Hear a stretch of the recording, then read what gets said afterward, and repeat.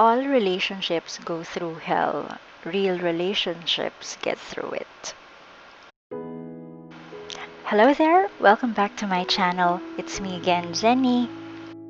At naisip ko, susundan ko yung first talk ko para naman may mapakinggan kayo.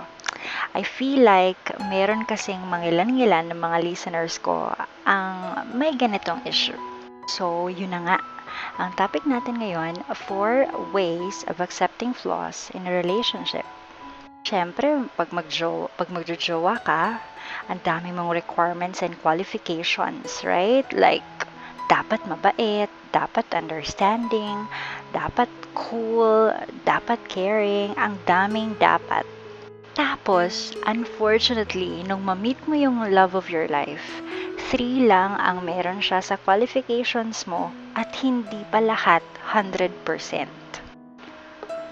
So, paano na? Ayawan na, break na. You see, there's no such thing as perfect relationship or perfect na tao. Alam ko, alam mo yan.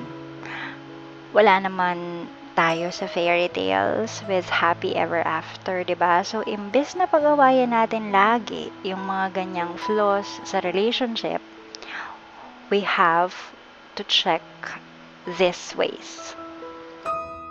So, sabi ni Shengyan, I follow 4 dictates. Face it, accept it, deal with it, then let go. Face it. So, if makita mo yung flaws, you have to acknowledge it, especially if it's something serious that will affect your relationship in the long run. Let's say may vice siya or something serious, you need to make your partner aware that this is something that's bothering you and you have to talk about it.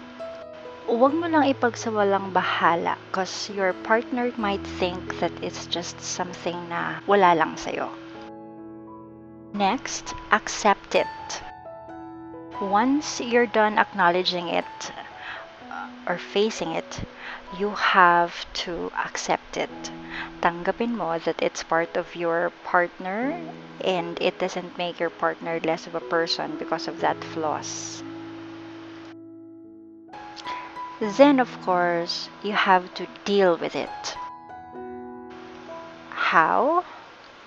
Let's assess the seriousness of the flaws. Sabi ko nga kanina, if it's something serious, then you need to call your partner's attention and make that him or her understand that as part of the relationship, you have a say to whatever it is that will happen in the long run.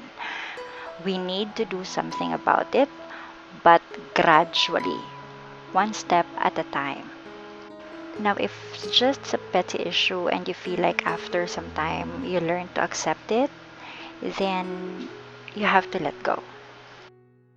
If nasabihan mo na siya a couple of times, tapos nakita mo nagbago but eventually nauulit, I guess you did your part and now is the time that you have to let it go. Yung pag-let go, hindi pakikipag-break or pagtapos ng relationship. What I meant is, hayaan mo na at tanggapin mo na, unawain mo na.